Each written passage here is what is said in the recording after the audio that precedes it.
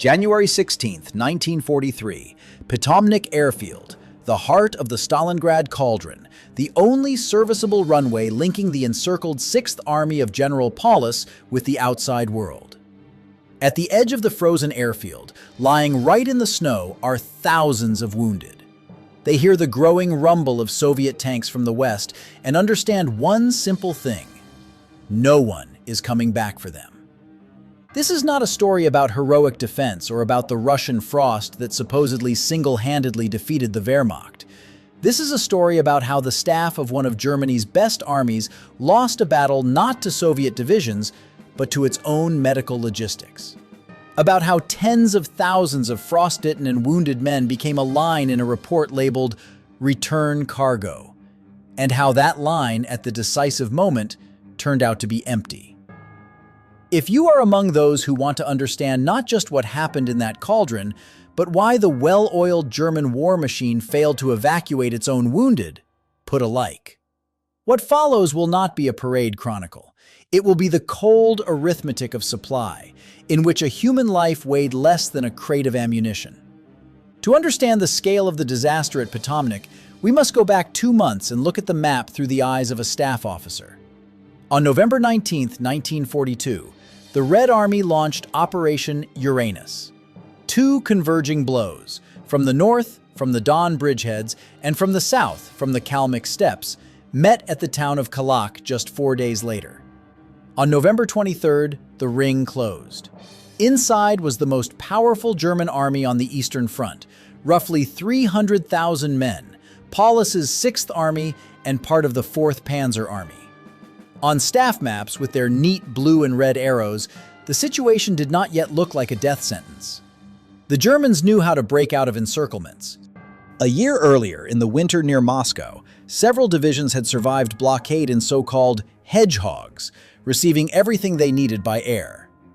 Near Demyansk, in the swamps near Novgorod, an entire force of 100,000 men held out within a ring for several months precisely thanks to an air bridge. This experience proved fatal. It created the illusion that the sky could replace the road. But the analogy with Demyansk was a lie, dangerous precisely in its persuasiveness. At Demyansk, about 100,000 men were trapped in the ring, 3 times fewer than at Stalingrad.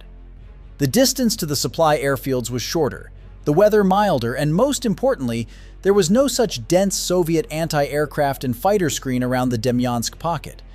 There, the air bridge operated at its limit, but it coped. To transfer this experience to an army 3 times larger, over 3 times the distance in the midst of the harshest part of winter, meant not learning from history, but deceiving oneself with numbers that were more convenient. And there was one more detail the staff diligently avoided. At Demyansk, they supplied a combat-ready force that was fighting and could break out to meet a relief attempt. At Stalingrad, with each passing day, the proportion of those who were no longer fighting but lying down grew. The longer the blockade dragged on, the more mouths there were to feed, and bodies to evacuate, and the fewer hands capable of holding weapons. The air bridge didn't just fail to cope, it was working against an arithmetic that worsened on its own with each passing day. The perfect plan was born in the very first days. Not by Paulus. He was actually asking for permission for an immediate breakout while the ring was still thin. The plan was born in the offices. On November 24th, Reichsmarschall Göring, commander of the Luftwaffe, assured the Führer that his air force was capable of supplying the encircled army by air. The figure he named sounded solid and convincing: 500 tons of cargo per day. That, he said, was enough for the 6th Army to hold on until a relief force could break through to it. On paper, it all added up. 500 tons a day, that meant hundreds of sorties, that meant ammunition, shells, fuel, bread, that meant hope. Hitler seized on it instantly because the alternative, to order a retreat and admit defeat at a city bearing Stalin's name, was politically intolerable for him. Thus the directive was born. The army stays in place, holds the defense, and the Luftwaffe feeds it. The arrows on the map froze. 300,000 men received the order to wait. And here begins what the staff preferred not to notice: the blind spot into which the entire medical fate of the army fell. Because the figure 500 tons was plucked from thin air in the literal sense. None of those who named it counted the actual number of transport aircraft, or the length of runways, or the weather, or the distances, or, and this is the main thing, the return journey. Let's start with the arithmetic that the 6th Army staff kept in its later declassified documents. The Army quartermaster, responsible for supply, reported, for the Army simply not to die of hunger and not run out of ammunition, it needed a minimum of 750 tons per day. This was a calculation for survival, not for combat. Later, gritting their teeth, they cut the figure to 500, then to 300, a starvation ration on which a person slowly weakens but still breathes. Even these 300 tons per day were achieved only a few times during the entire blockade. Now let's look at what Göring planned to carry these supplies with. The main workhorse was the Junkers 52 transport aircraft, a reliable but slow machine lifting about 2 tons of useful cargo. To give the Army 500 tons, hundreds of such machines needed to land and take off every day, and they simply did not exist in the required numbers. The Luftwaffe had to pull transports from all fronts, ferry them from supply airfields in North Africa, and take training planes along with instructors from flight schools. Even Heinkel 111 bombers, hastily converted for cargo transport, were pressed into service because the shortage of transports was catastrophic. They tried to throw heavier machines into the effort. The 4-engine Focke-Wulf Condor could carry more cargo, but there were too few of them, and each loss proved irreplaceable. The newest heavy Heinkel 177s, hastily transferred to Stalingrad, turned out to be raw and prone to engine fires right in the air. They burned on their own without any enemy involvement. No miracle emerged, neither from quantity nor from the caliber of the equipment. And on the ground, at the frozen supply airfields, its own quiet tragedy was unfolding. At -30, engine oil thickened to the consistency of tar. To start an engine, it had to be heated for hours, otherwise it simply wouldn't turn over. There weren't enough heaters, not enough hands. Mechanics worked with bare fingers on metal and themselves became casualties with frostbite. Reports from the repair services of those weeks are an endless list of machines that were formally listed as operational but physically could not take to the air when needed. A plane that didn't take off in the morning meant wounded men who didn't fly out in the evening. But the most terrible thing the staff ignored wasn't even in the machinery.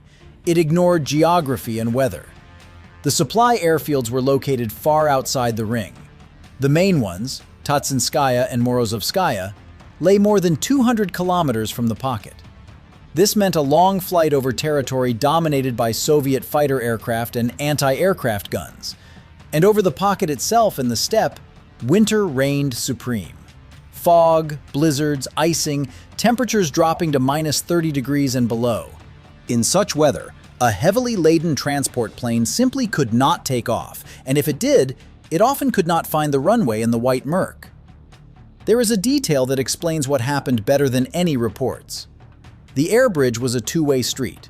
A plane delivered cargo to the pocket and was supposed to fly back not empty.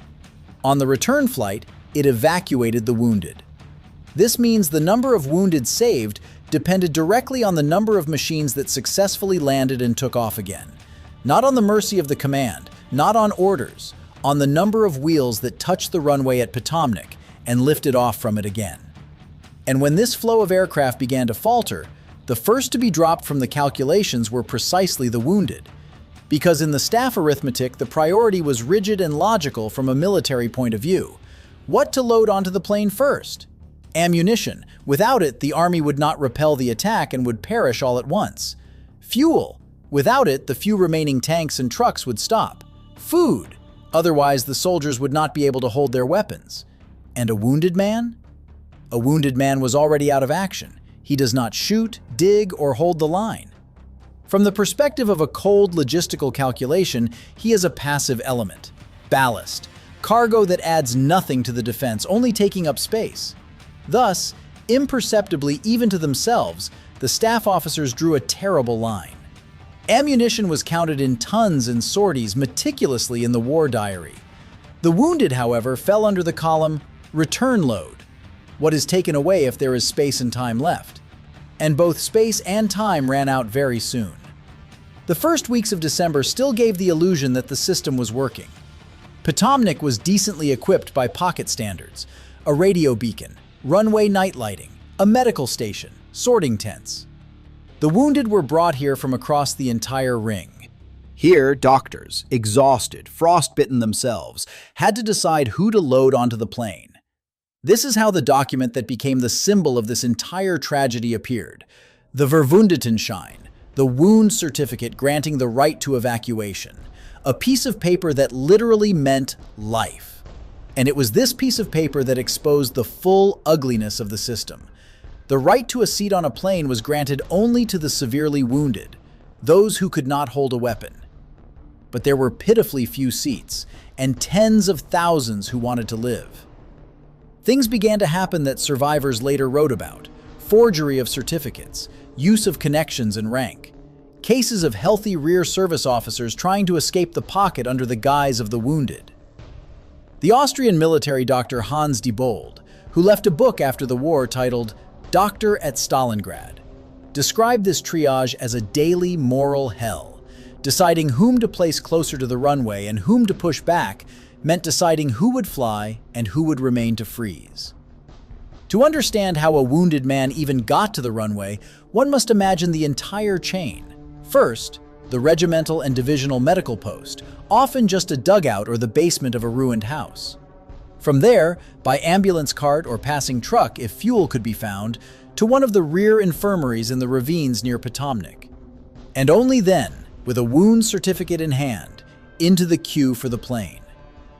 At each of these links, a person could be stuck for a day, 2, forever.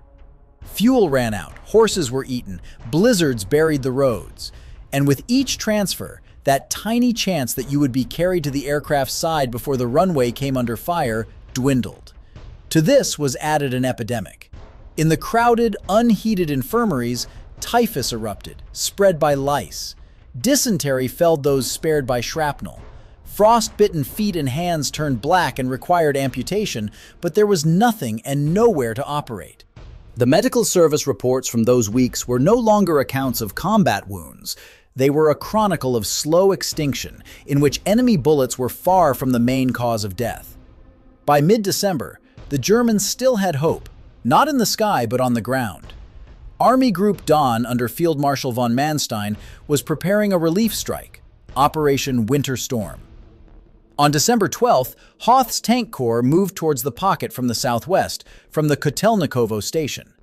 For several days, a breakthrough seemed possible. The tanks reached the Mishkova River, about 50 kilometers from the pocket. In the pocket, they could hear the distant artillery thunder and believed their own were coming. But Paulus did not move to meet them. He had no order to abandon his positions, his tanks had almost no fuel, and Hitler had forbidden leaving Stalingrad. The window closed. And on December 24th, the event that signed the death warrant for the entire air bridge occurred. The Soviet 24th Tank Corps under General Budanov, after a swift raid, broke onto the Tatsinskaya airfield, the main base of the transport aviation. Many aircraft were destroyed or abandoned on the ground, and the airfield had to be hastily evacuated. This was the turning point that the staff again factored into their calculations too late. Having lost Tatsinskaya, the Luftwaffe had to move the supply airfields even further west. The distance to the pocket increased to 300 kilometers or more, and that meant a longer flight, more fuel spent just on the flight itself, less cargo, fewer sorties in the short winter day, higher losses.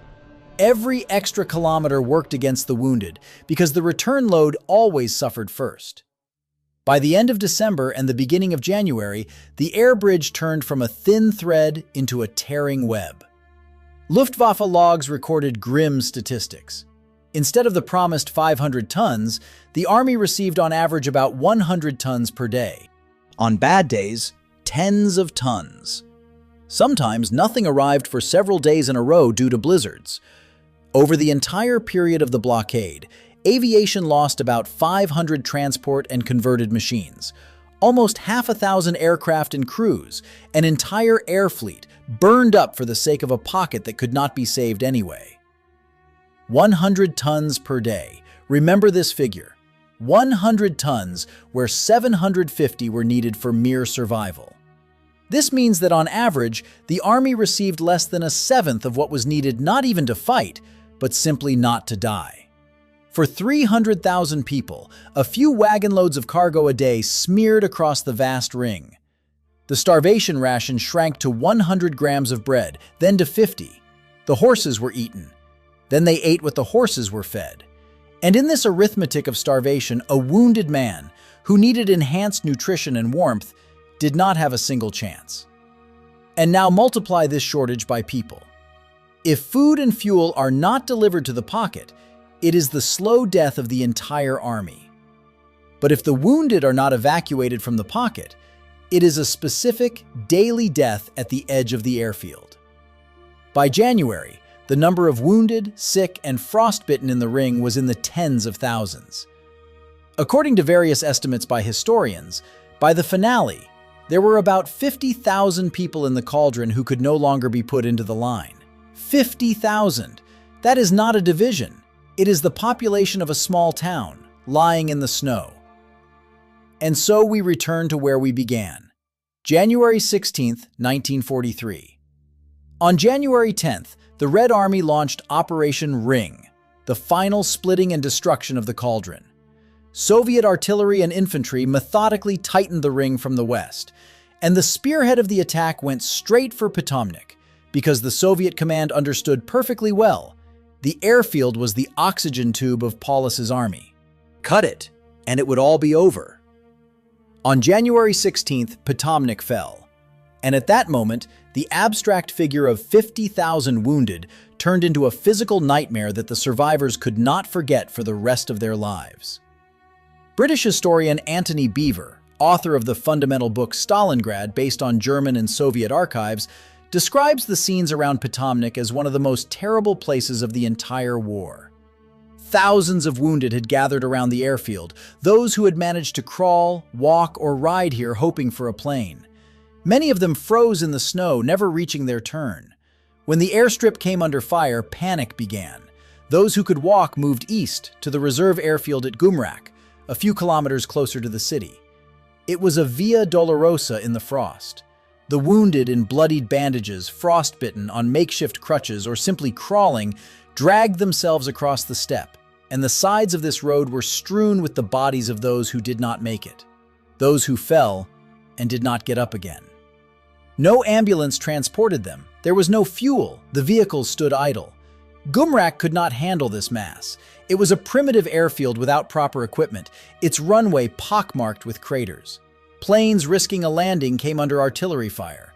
On the ground, in the open air, and in a few surviving buildings, thousands of wounded accumulated without food, without dressings, without warmth.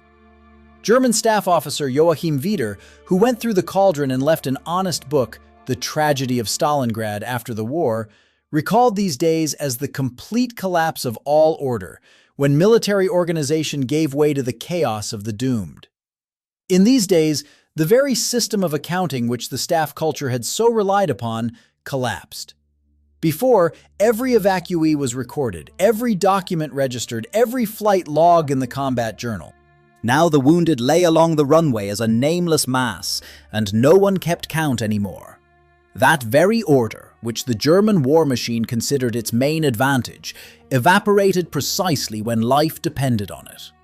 All that remained was the queue for the rare landing planes and the frost, which made no exceptions for rank or merit.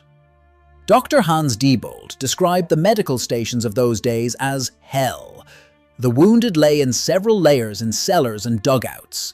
There were no bandages, no morphine, festering wounds froze. Typhus, dysentery, and frostbite killed no worse than shrapnel. Surgeons operated by the light of kerosene lamps, without anesthesia, amputating frostbitten limbs with knives and saws. And all this, with the thought that there would be no salvation because the runway was already in enemy hands or under its fire. And all this happened to the accompaniment of upbeat radio messages. While doctors sawed off frostbitten limbs by the light of kerosene lamps, reports in measured staff language went up to the Army Group in Berlin about defense density, ammunition expenditure, troop morale. Between the lines of the radio message and the mud of the front line lay an abyss. Headquarters saw a neat oval of the cauldron on the map and supply arrows. A wounded man saw only a snow-swept runway he had failed to crawl to. And this difference in optics cost the lives of an entire city of living people. Hitler, finally realizing the failure of the airlift, sent Field Marshal Erhard Milch to salvage the situation in mid-January, a man with extraordinary powers and a reputation as an organizer. Milch indeed brought order to the outer airfields, forced repairs on equipment, organized repair teams. But he was months late. There was almost nothing left to save. Inside the cauldron, there were almost no serviceable runways left, and soon there were none at all. No organizational genius could land a plane where there was no airfield. There was another cue in this story, invisible in general reports but clearly discernible in archival documents. While the severely wounded waited for a place by the runway, valuable commanders and irreplaceable specialists were being flown out of the cauldron on Hitler's personal orders.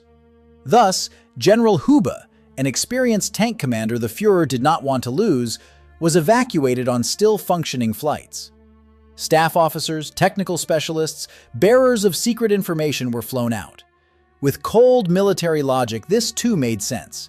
The country was losing an army but tried to save at least its brain. But for the soldier lying in the snow with a wound certificate, this logic meant simply, his place on the plane had just been taken by someone more needed alive. On January 22nd to 23rd, Gumrak also fell. The last patch of level ground remained near Stalingradsky Station, and individual planes still tried to land there, but these were no longer flights, but agony. January 23rd is considered the day the airlift finally broke off. From that moment on, no one could be evacuated from the cauldron. Not a single wounded man, not a single document. The 50,000 people whom the command had listed under return cargo were finally written off. Let's pause at one figure because it is more important than all the others. Throughout the entire siege, aviation managed to evacuate from the cauldron, according to various historians' estimates, between 25 and over 30,000 people, wounded and irreplaceable specialists. Figures in different sources vary, and the exact number will most likely never be known. In the final days, record-keeping collapsed along with the army. But even taking the most optimistic estimate, the picture does not change. Of those who remained, almost no one received salvation. 25 to 30,000 evacuated versus tens of thousands abandoned. Consider the very nature of this statistic. This is not the percentage killed in battle. This is the percentage of people who were not saved because there was no place for them in the queue of priorities. Their lives lost the competition to a crate of shells. And they lost not in honest combat, but in a staff loading table. And here lies a bitter irony. German military thought prided itself on its ability to calculate. Fuel consumption per kilometer, ammunition norms, supply schedules, everything was calculated to the decimal point. It was precisely this culture of precise calculation that killed the wounded. Because when a resource becomes critically scarce, precise calculation inevitably begins to divide people into those useful to the front now and those who are not. The machine, trained to calculate efficiency, in a hopeless situation honestly calculated that saving a severely wounded man was an unprofitable investment of scarce flight resources. It was not evil. She was merely consistent. On January 31, 1943, Paulus, who had just been promoted by Hitler to field marshal, with the transparent hint that German field marshals do not surrender and should shoot themselves, surrendered in the basement of the Stalingrad department store. On February 2nd, the northern group capitulated. Approximately 91,000 men fell into Soviet captivity. And here is another figure that chills the blood. The overwhelming majority of these prisoners were emaciated, sick, frostbitten, and wounded. They were already dying when they raised their hands. Of these roughly 91,000 men, only about 6,000 returned home to Germany after long years of captivity. The rest perished. In the very first weeks and months, on the marches, in the camps, from typhus, exhaustion, and old, untreated wounds brought from the cauldron. The sanitary catastrophe that began at the Pitomnik airstrip did not end with the fall of Stalingrad. It simply moved behind barbed wire and continued to kill those whom headquarters had once written off as non-viable cargo. Now let's return to the second headline of this story, the myth of the Sixth Army's unbreakable resilience. Official German propaganda turned the demise of Paulus's army into a heroic legend. Solemn music played on the radio. Announcers spoke of soldiers who fought to the last bullet, like the ancient Spartans at Thermopylae. Resilience, fidelity to duty, sacrifice in the name of Germany. A beautiful, smooth, convenient story for those who gave orders from warm offices. But archival documents paint a different picture. The Sixth Army was doomed not in January when Pitomnik fell, and not even in November when the ring closed. It was doomed the moment the command believed that the sky could replace a railway and a frontline supply column. The Wehrmacht did not lose Stalingrad through heroic death in battle. It lost it on paper, in calculations that never added up from the very beginning. No resilience of a soldier in a trench could correct the error inherent in the very idea of supplying a 300,000-strong army by air in the middle of a Russian winter. And if we are to speak honestly of resilience, then the real resilience was not shown by the headquarters drawing arrows on maps. It was shown by those very wounded men, doctors, and medics whom the legend prefers to ignore. The surgeon operating all night without anesthesia by the light of a makeshift lamp. The medic dragging a frostbitten comrade on his back towards the airstrip already under fire. The wounded man giving up his place on a plane to someone he thought had a better chance of survival. That is where the resilience was. And it is precisely this resilience that the parade ground version of history dissolved in general words about the Army's valor. There is a pattern this story reveals mercilessly. When an army begins to count its wounded not as people but as cargo, it is already lost, even if it still holds the front. A wounded soldier is not a liability on a supply spreadsheet. He is a signal to everyone still standing in the ranks. If I am wounded, they will come for me. Remove that signal, and only fear remains. The Sixth Army at Pitomnik proved with its own fate an old truth. The rear and the medical service are not just a baggage train attached to brave regiments. They are the very backbone of the army. Break it, and the most resilient divisions turn into a crowd of the doomed.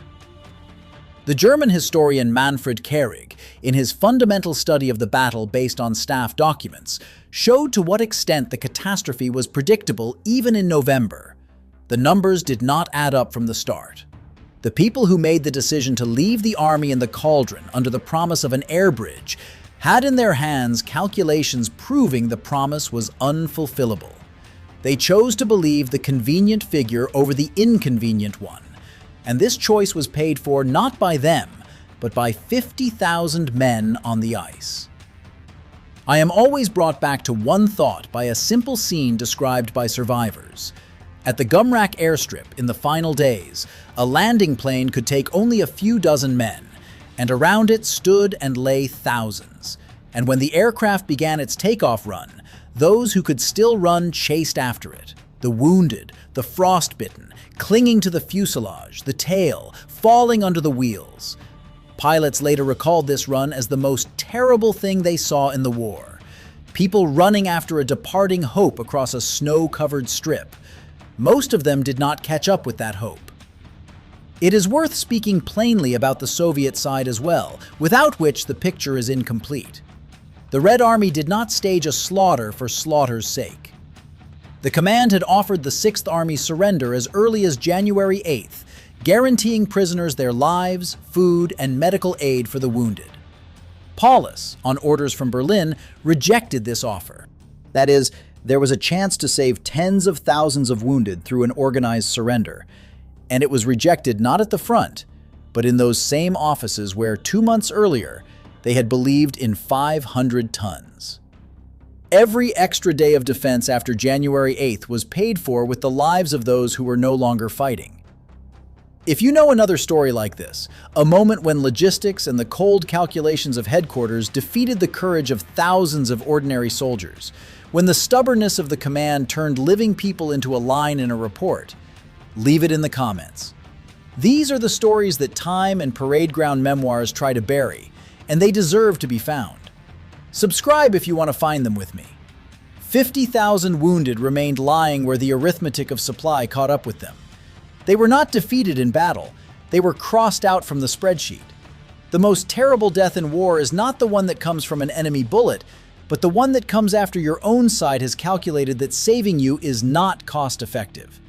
And the ice under Pitomnik remembered this better than any parade ground report. This is part 4 of 4.